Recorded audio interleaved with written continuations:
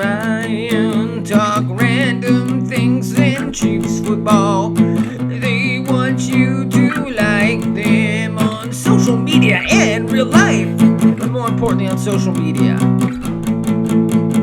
Trenton and Ryan. It's a Trenton and Ryan. It's a Trenton and Ryan. The Trenton and Ryan Show. The Trenton and Ryan Show. Watch out! Man, you know, it's so hot that the Chiefs are actually at training camp right now, and they are mad as heck. Travis Kelce is throwing hands at DBs just because he's so hot-headed. Well, it's crazy. I think those were like third and fourth string DBs that are going after him, and they're hitting him after the play's over with. So, you know, Travis Kelce's gotta, you know, let him know, hey, listen, man. Like, I know you're trying to make a name for yourself, but hey, boom! Not in my house. That's right. Mahomes just broke up a fight today, too. He did? Oh, no. Between two second-string receivers. Oh, dang. You know who it was? I don't know. They have names. No one knows who it is. Coach don't even know. I'm not going to make the roster. Yeah, I don't know. I just saw a video of like, hey, Mahomes breaks up fight, and then it was just these guys were going at it, and it was the cornerback, and a receiver, and they Mahomes stepped in and said, hey, Hey, I'm here. I'm here. Quit it. That's funny. Yeah.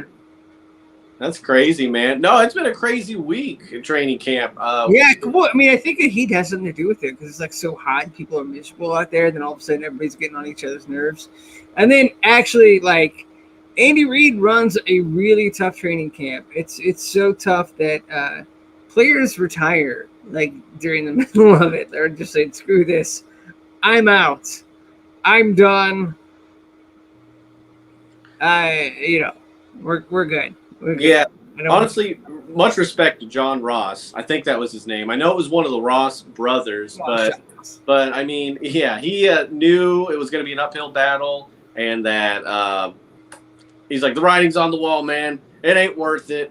I'll go out on my prime and be able to enjoy the rest of my summer before I start getting hit by 300-pound linemen.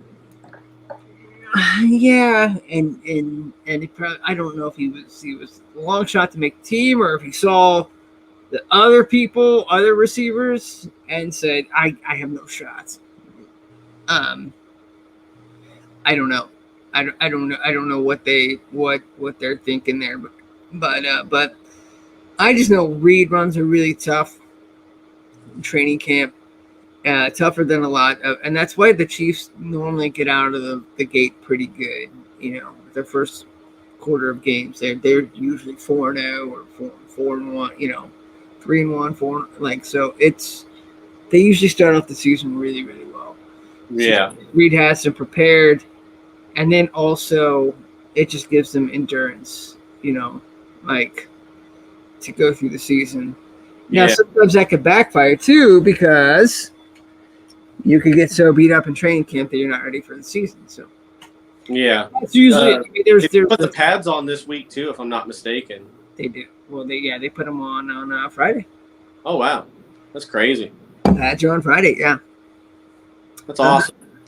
We were actually supposed to go yesterday, and then it ended up raining, and we didn't buy tickets. But yeah, well, in that order. Yeah, yeah. Apparently, you have to buy tickets now, which is weird. Like, you can show up and, like, chill out. I know. Tickets are actually free on the Chiefs app, and that's way over my budget. And then they charge you $5 for parking, and it's like, it hurts. I've already got to drive, like, 2 hours. Right. Isn't that enough?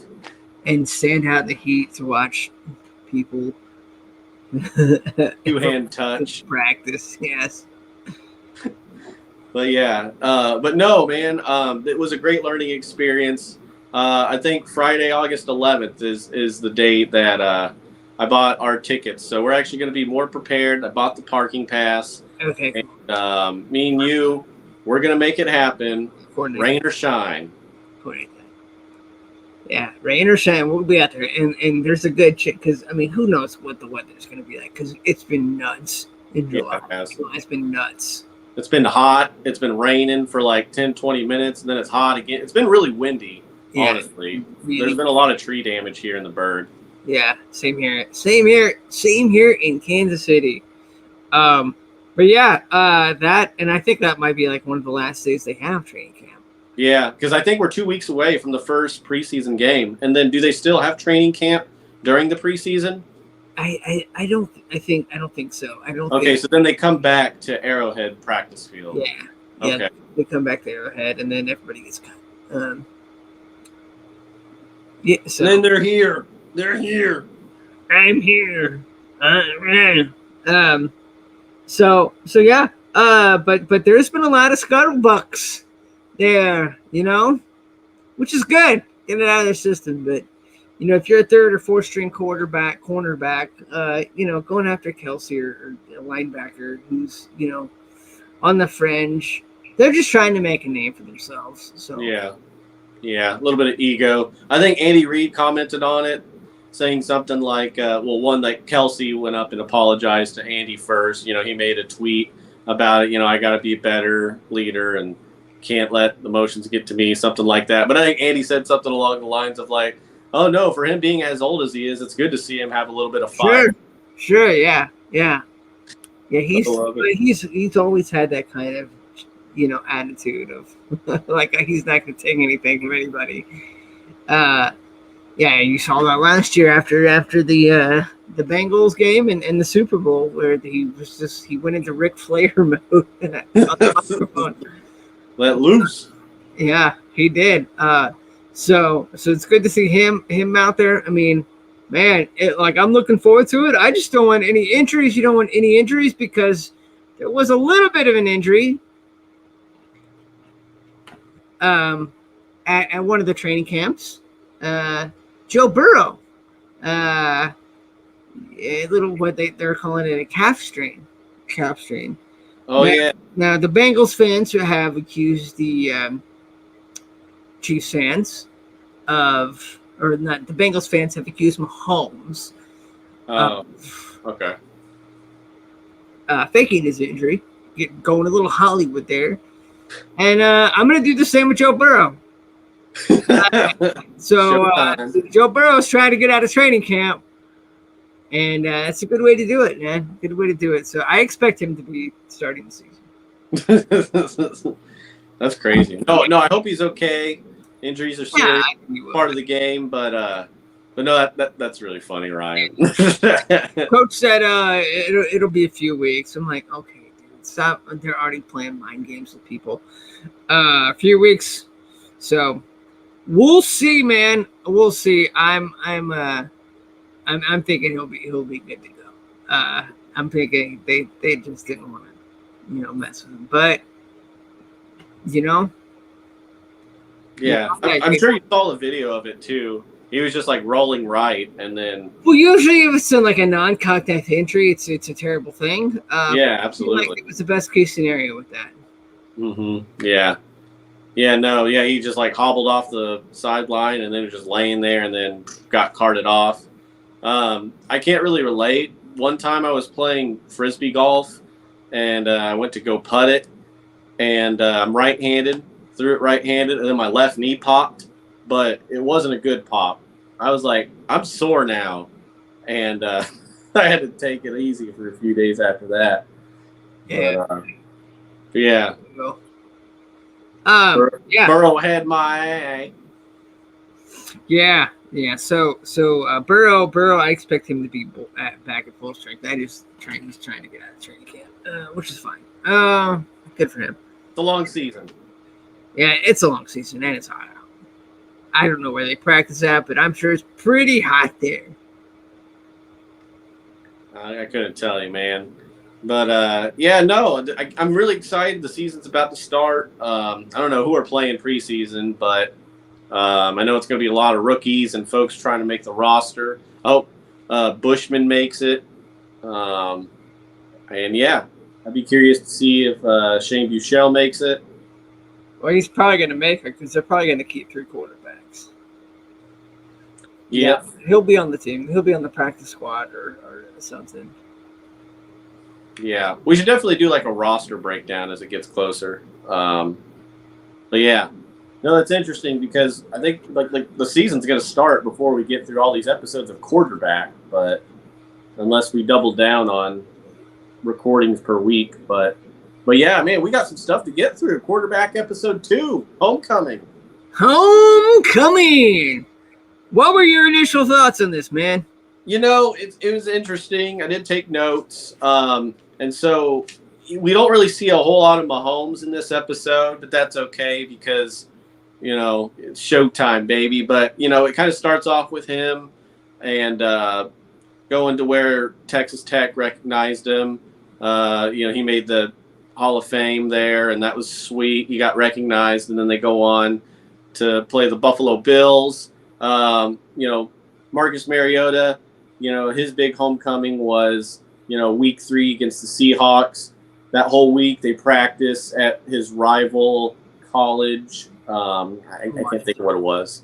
I don't know. I know he was like for the Oregon Ducks, so I don't know who they're right. Yeah. Okay, Oregon State. Cool. Washington State. Washington State, my bad. I'm sorry, Marcus. Sorry, Washington. I honestly don't think well, you know, Marcus may care, but like I don't think he has any love loss for the Falcons, as you'll see coming up. But yeah. Yeah. But Bird versus Bird. So that was an interesting game because, you know, he'd faced a lot of adversity. He kind of also made some mistakes going into the last half of the games, week 1 and 2, and then kind of similar story, but he was able to rewrite the script, got a couple lucky breaks, and then that was it. But Kirk Cousins was the main focus of this episode, and just really fascinating storyline as far as the you like that game, going back to his time being drafted by the Commanders, then the Washington Redskins, but you know, 4th round pick. They had already picked Robert Griffin III as their other quarterback choice. So that was an interesting dynamic, but, you know, God works in mysterious ways. He gets injured, and then Kirk gets the opportunity to shine, and really it was that Tampa Bay game that he comes out, just really made a name for himself and then never looked back after that.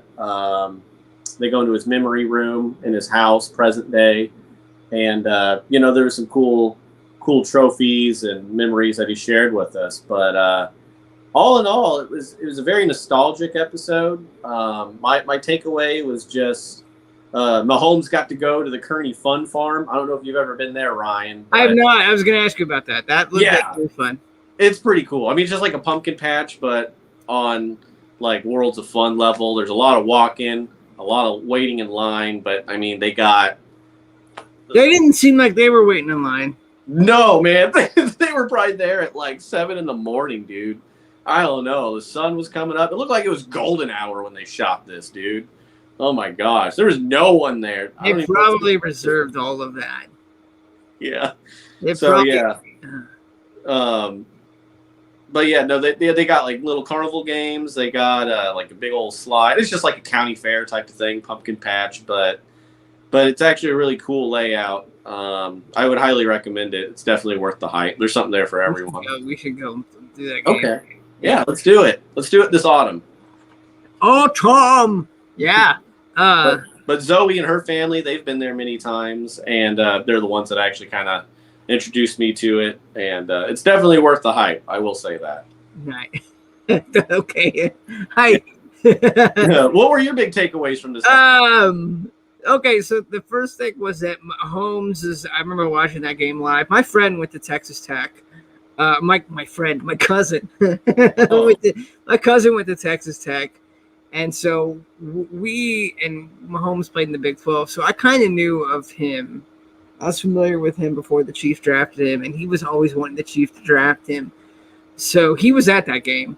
and he was at the homecoming game. It was a big game. Like, there was a lot of energy in that building, and Tech got just destroyed by Baylor in that game. Okay.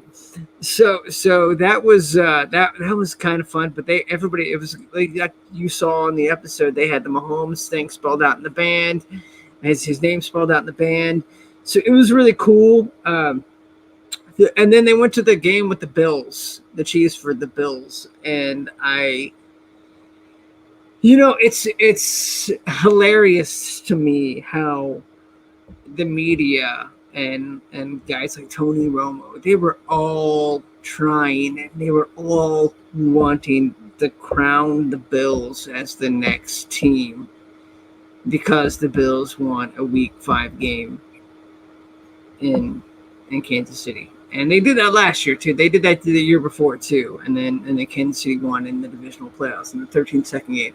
So the Bills, the last 2 years, like the media and even the Bills fans, they were celebrating. I mean, they were all celebrating their Super Bowl win. That was their Super Bowl win. They were acting like they had arrived and won the Super Bowl. Like it was a given that they were just going to get to the Super Bowl after that game, that Josh Allen was just going to be the MVP. It was like, no, you still have to play the season. It's a long season, guys.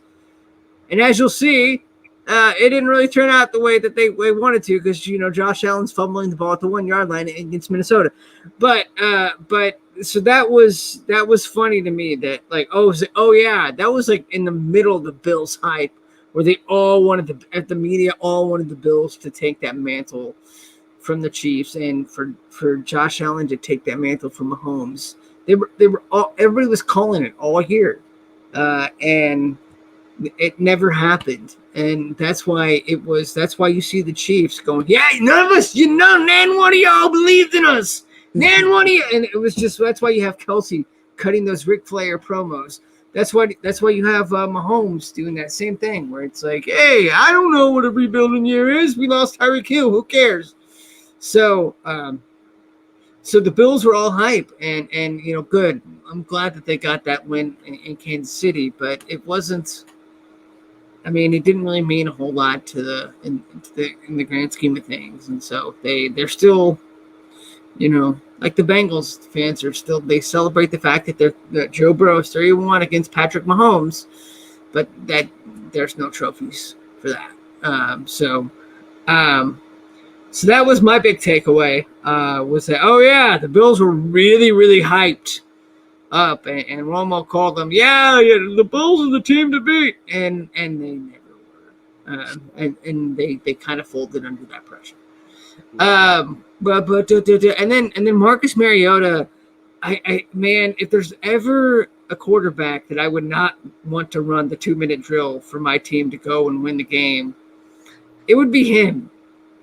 I would almost want to sit him out the fourth quarter, because if you notice, there's a pattern there of him turning the ball over in the fourth quarter to either give the team another shot to win the game or to lose the game for his team.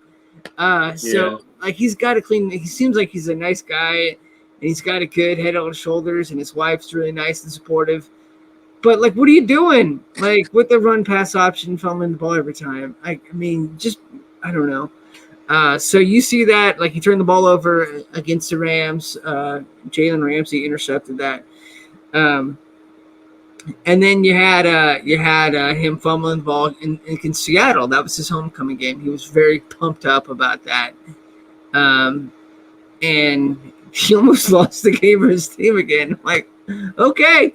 But I'm glad they ended up winning, because I found myself rooting for him, and then realized, oh yeah, he wasn't that great, but I'm still rooting for him. Yeah. And then Cousins, Cousins is, again, same as last episode, just comes across as really likable, genuine. I mean, his trophy room and memorabilia room is like a secret passageway that nobody would know, unless he showed people.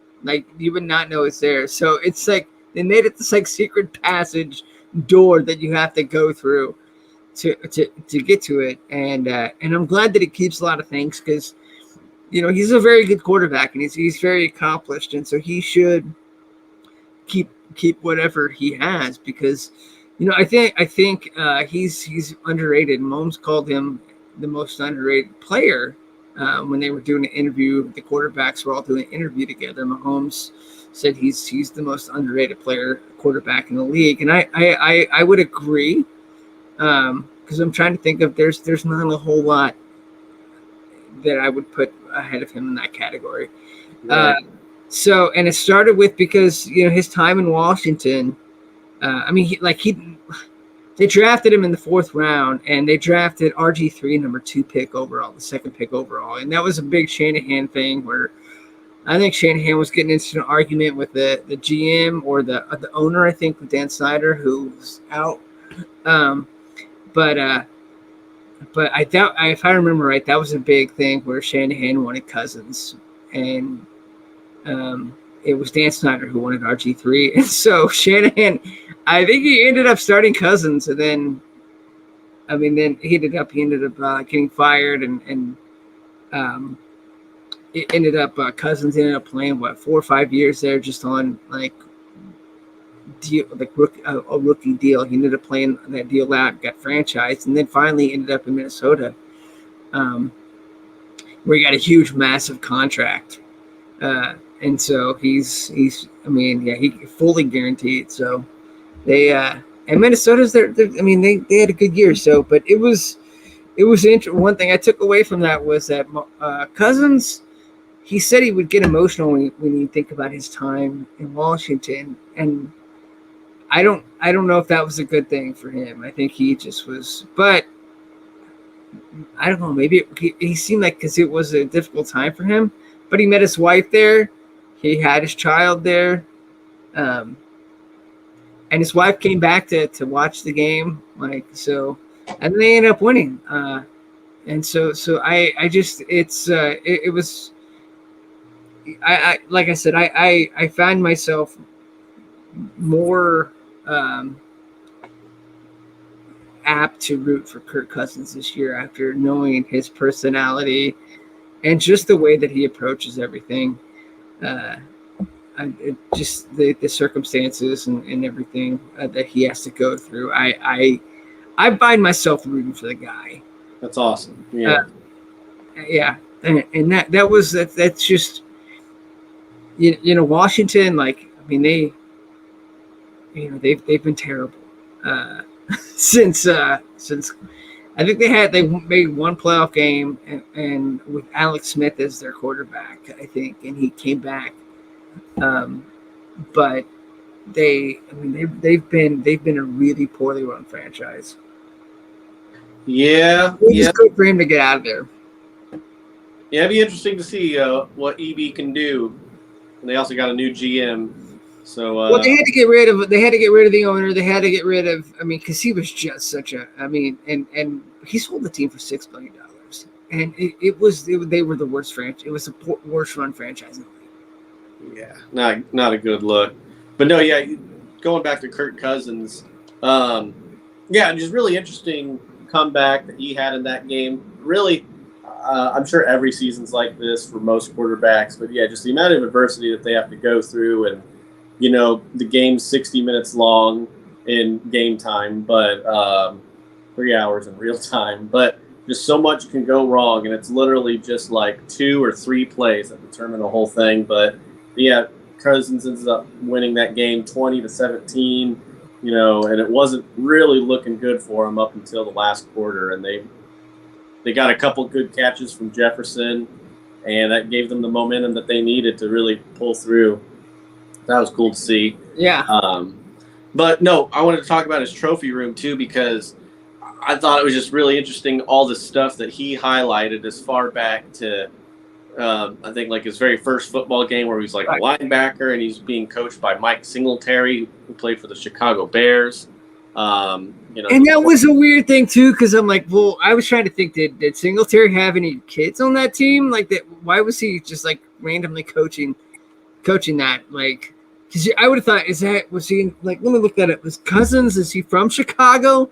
I think he's from Michigan. He's from the Michigan area. So I'm just like, what was Singletary doing as that coach? Community service? I don't know, man. Because that was it was fascinating to me. Like that, I was like, wait a minute, that's really random. Is Singletary just like? Because I don't know if he is just like randomly coaching the kids. Oh, you know what? Yeah, he wasn't born in Barrington, Illinois. So I take that back. It makes sense. Okay. Yeah, so it's just like, proximity type of thing, right place, right time. Yeah. Right. So that yeah, and I'm assuming that Singletary had like family coach. So right. He shows back up later, but yeah, Hall of Fame linebacker and won the Mike Singletary Award. Yeah. No, so that was really cool to see. And you just plant those seeds in the kids, and then they grow. And then his dad, Kirk Cousins' dad, ends up, coaching him, I think, throughout junior high or whatever. I don't know if it was Pee Wee League or what, but he even highlighted, Cousins used to be in like the choir group, the Extreme Tenors, and that made me laugh because it was like, these guys that were pubescents that hadn't quite come of age, hit puberty yet, but so they weren't really able to hit those low bass tones, yeah. but we're extreme tenors. So just a really cool memory for him to share. And that ends up coming full circle later on at the final episode, but we'll get into that later. Yeah. So that was just really cool to see, man. Yeah, it is, and and I think that we're talking about the Cousins because he's we maybe it's because we already knew that Mahomes was the guy how he was brought up. His dad played baseball.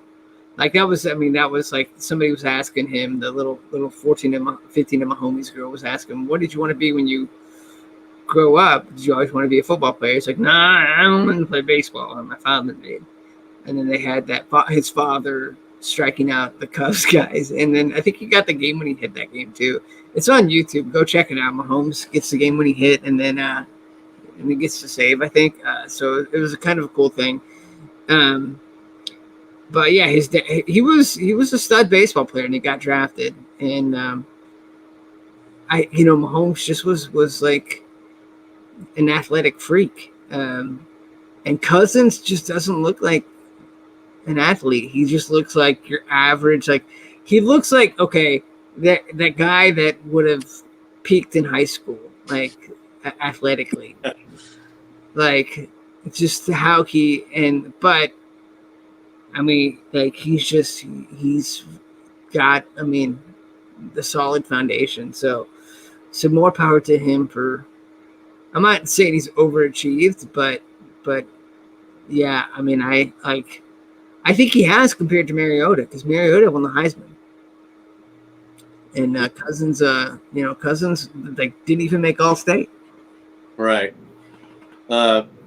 Business owner Art Williams once said that they just can't make a test that'll ever measure like the heart of a champion, and so I think Brett Veach has a wonderful system in place for their scouting process for looking at characteristics that don't necessarily reflect on a stat sheet. It's whenever you get the person face to face, have a conversation with them that you realize, what makes them as a character, because they get folks like Isaiah Pacheco, who's got so much passion that he's chomping at the bit to hit someone, and he's wearing a yellow jersey in practice.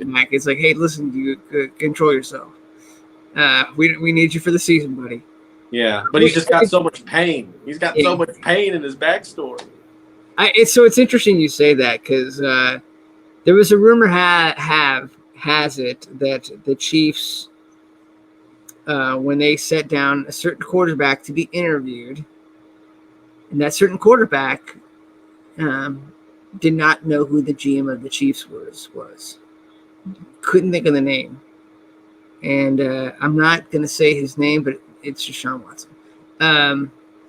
And that's why Mahomes got chosen over Watson. Because Watson, and obviously I think you could tell that like Watson's talented, but like he just doesn't seem to have the heart, the champion, or I don't know,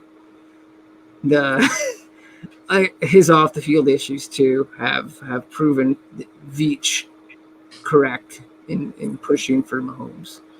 For sure. Yeah. Because leadership qualities, you see a lot of it in discipleship, fishers of men, someone that's going to help someone else succeed because their success is their success.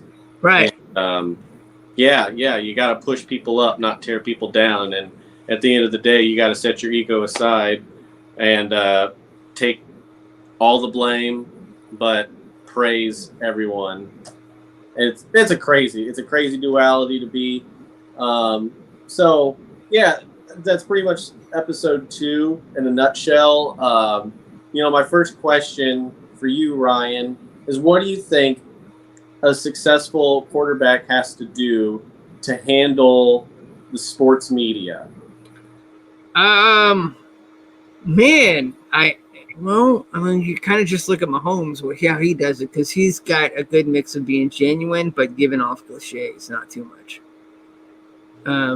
Whereas you get guys like Baker Mayfield, and he came across as cocky and arrogant, and that's his mouth never backed up his game. And when he was playing for Cleveland. So you have to have a balance between being genuine, but having like a certain level of confidence and humility. And that it's an art form that you have to have. There's no like formula. But I just know that when you watch Mahomes, he comes across as humble, but he's very confident in his game, and he lets his game do the talking. Whereas, and I'm trying to think of who else. Oh, Colin Cowherd. Not to rip him off, but Colin Cowherd said something like this last week too, where Justin Fields was asked who his top 10 running quarterbacks were, or top 5 running quarterbacks were of all time. And Justin Fields, quarterback for the Bears, put himself in that list.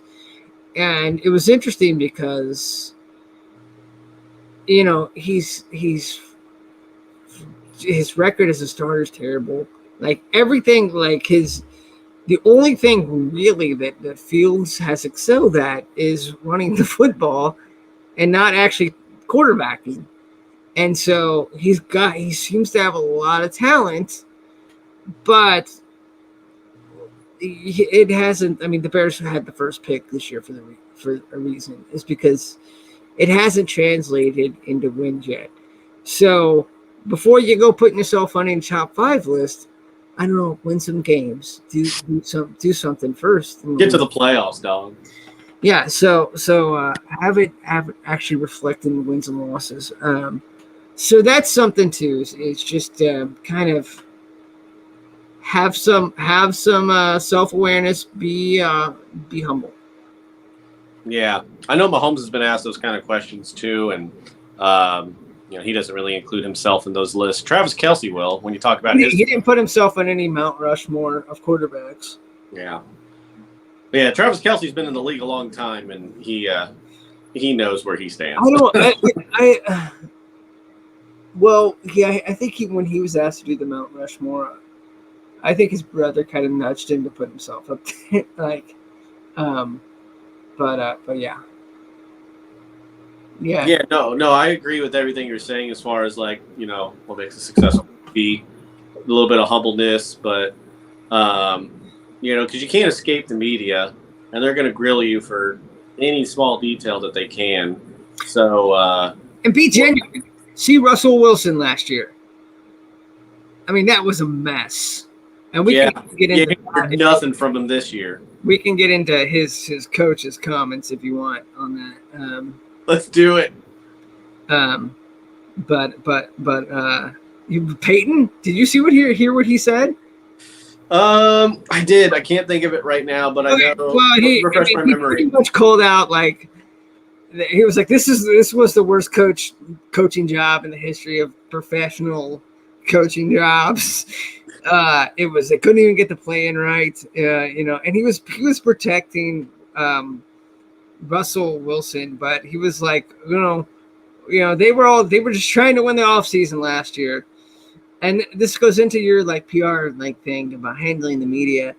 I don't know if this is a good move because I feel like the people in Denver are gonna love it because it's like, yeah, we needed that, yeah, it's gonna be. But I also feel like that you put a target on your back because they played the Jets this year and he called out the Jets. He's like, the Jets, look at them. That's what they're trying to win the offseason this year. Oh, sorry. They're trying to win the offseason this year by going on to Hard Knocks, and the Jets didn't even want to do Hard Knocks. They're doing it by default. So I just thought it was interesting hearing him say that.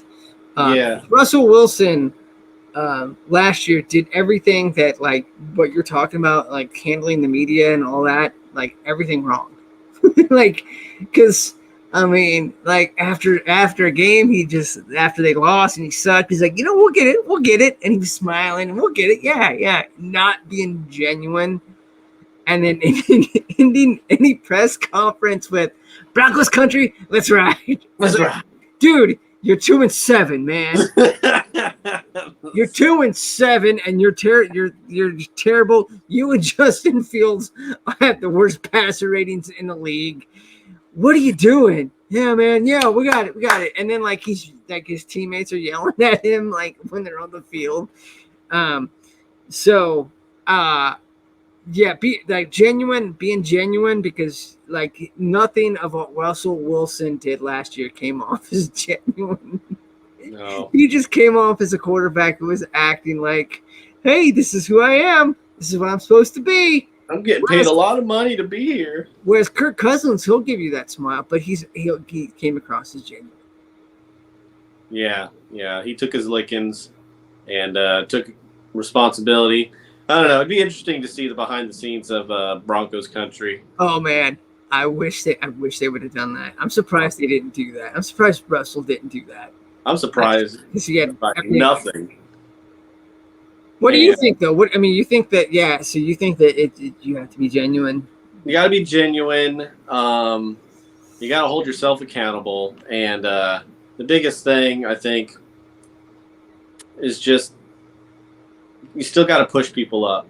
Like, you don't have to be likable, but you have to be able to motivate folks to achieve a higher level of what they're capable of. Obviously, if you're in the NFL, you can do that naturally on your own. But week in, week out, look at the Texans last year. They only won like 2 games, tied 1. It was tied us, yeah. Yeah, exactly. They were keeping in there. Like, we were like one of the last games that they played. But, Lovey, God love Lovey, was able to light a fire under him and keep them hungry, because at the end of the day, they're still professionals, and there's still lots of people all across the nation watching every single thing you do. And so it's not what your record states, it's what the tape states. And where's it going to land you next year? So, right. It's not about this season. It's about what do you offer? Right. So. Right. Yeah. And things like have some pride in what you do. Put your best effort forward, because you don't want to be that person who just quits on your team. People can smell whenever you're not being authentic. People know. So Wilson. Yeah. So, yeah. So that was interesting. Let's ride. Broncos country. That's right. Oh my. Yeah. Oh. All right. So the episode was called Homecoming. I don't know. Were you an athlete? Did you play sports? I played sports, but I was not an athlete. Okay. Do you ever have a homecoming moment, or like as a theater person, did you ever have a full circle moment? Ever? If so, what was it? A full circle moment. Yeah. Like you did something back in your day and then years later it came back.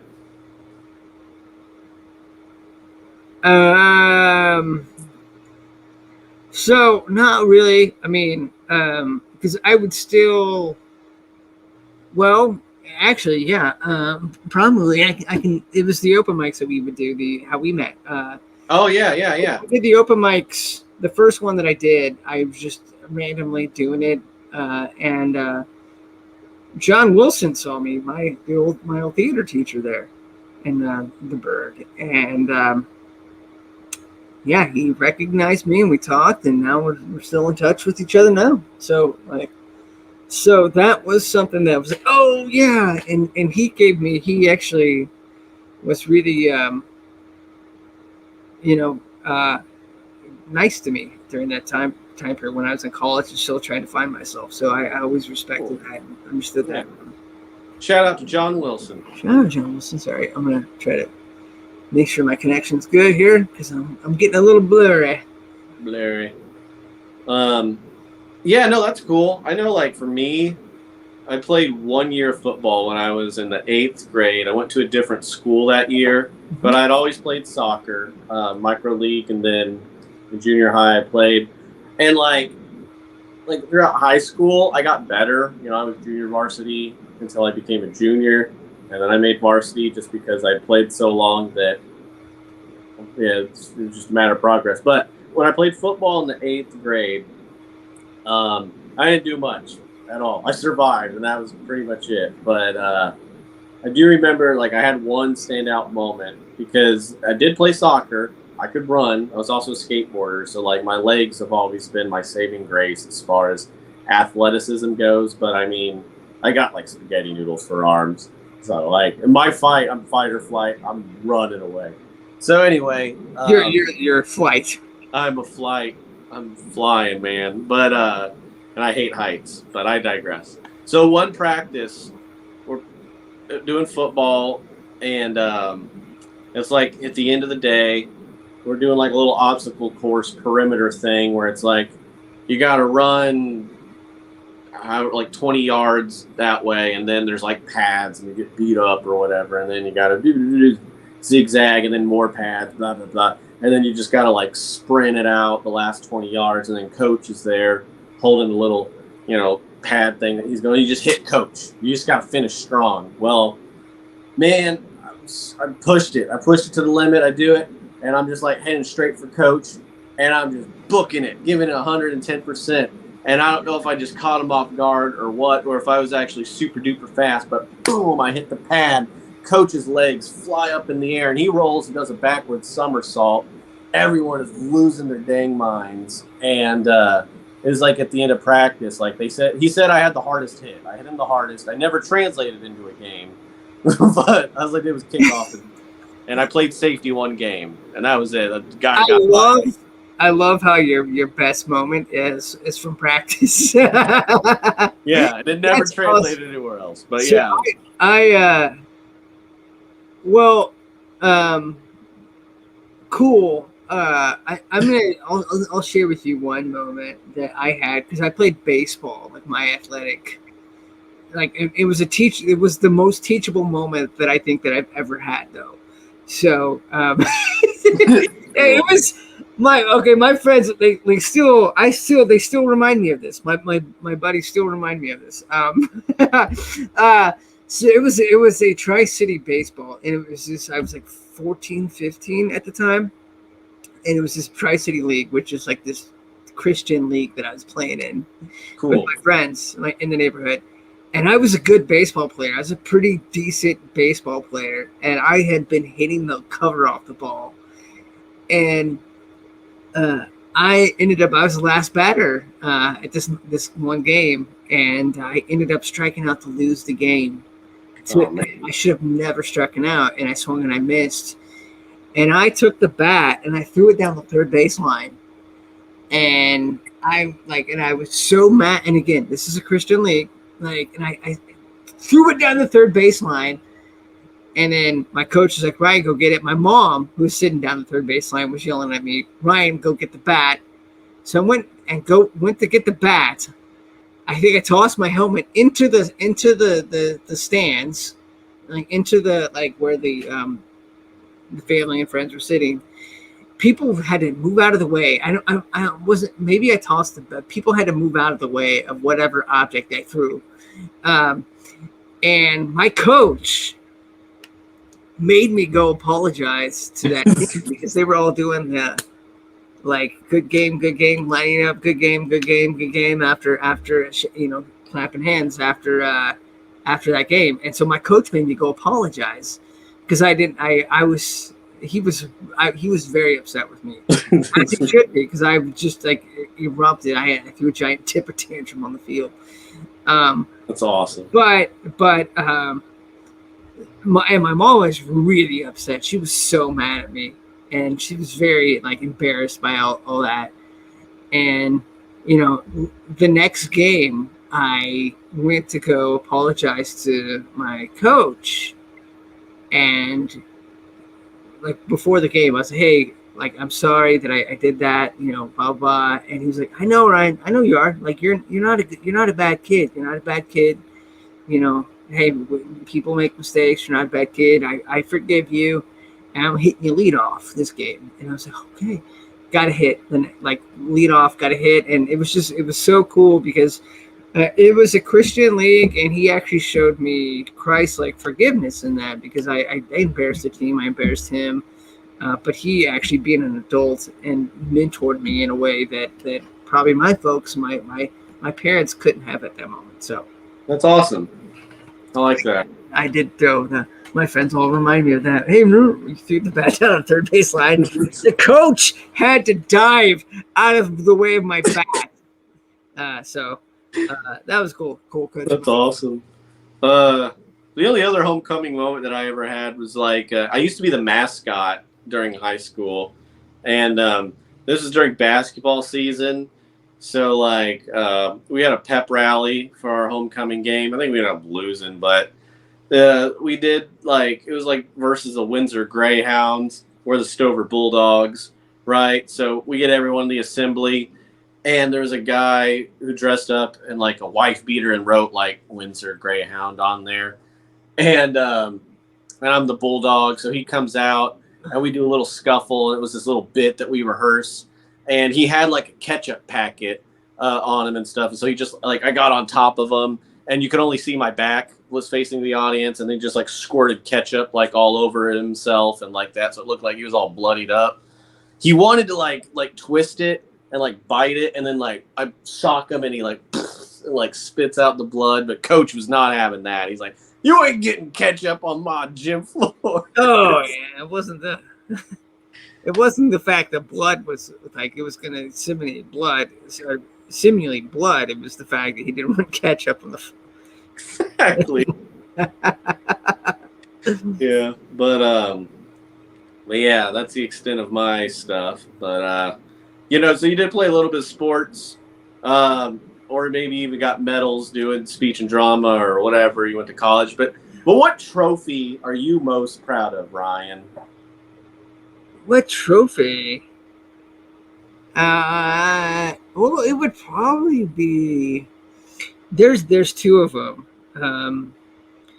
One being the film that I did, Locked Away. God, it was a short film that I made during the quarantine, and it won several awards for short films, and it was the first short film that I had ever won anything. At that time, I did not think that people would get my style, and because when I put it up originally for this, what I actually made it for a quarantine film festival. When I put it in the quarantine film festival, it just kind of got ignored.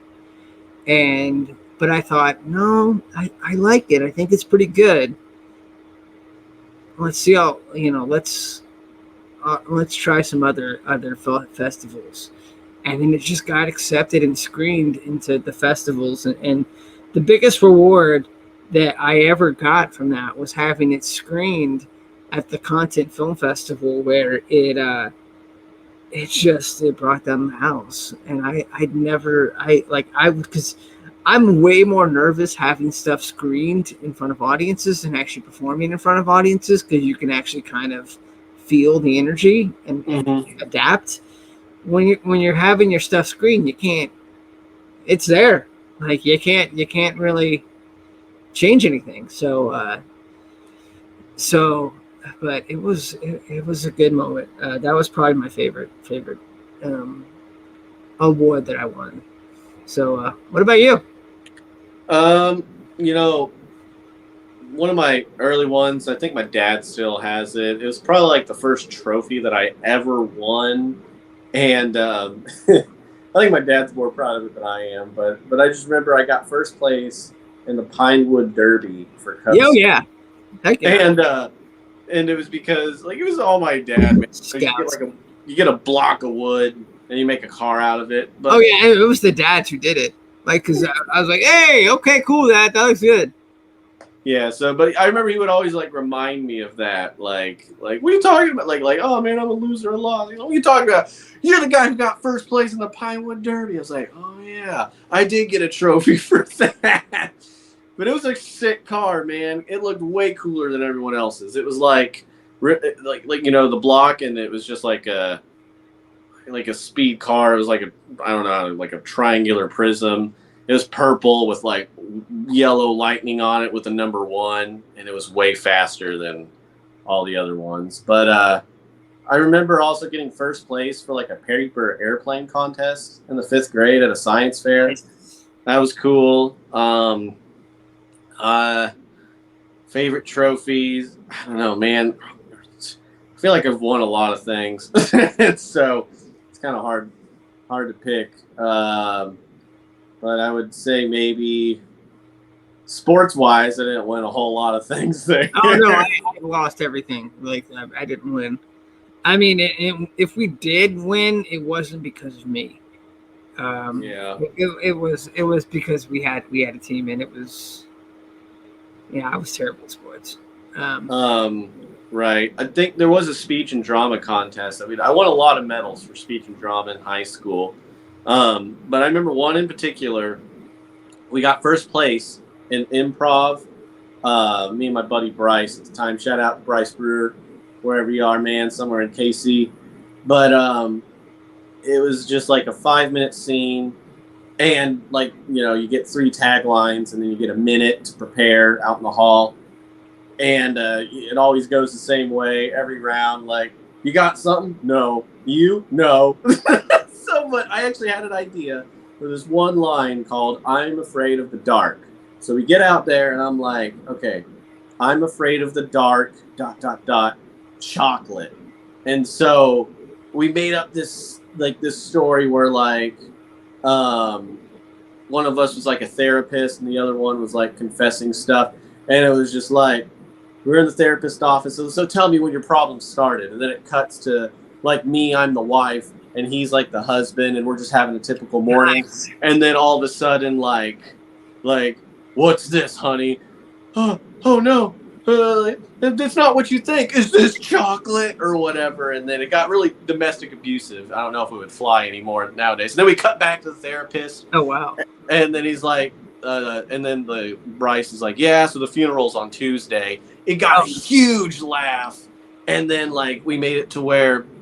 When these problems begin, and it cuts back to the dad or whatever, the husband's like passed, and he's like at a youth baseball game, and it was like traumatic because it's like, listen, we got to sell this chocolate, we got to play these baseball, we're gonna beat the Girl Scouts or whatever across the way, and all this jazz. And then like the coach freaks out on the dad, and then it passes that trauma onto him.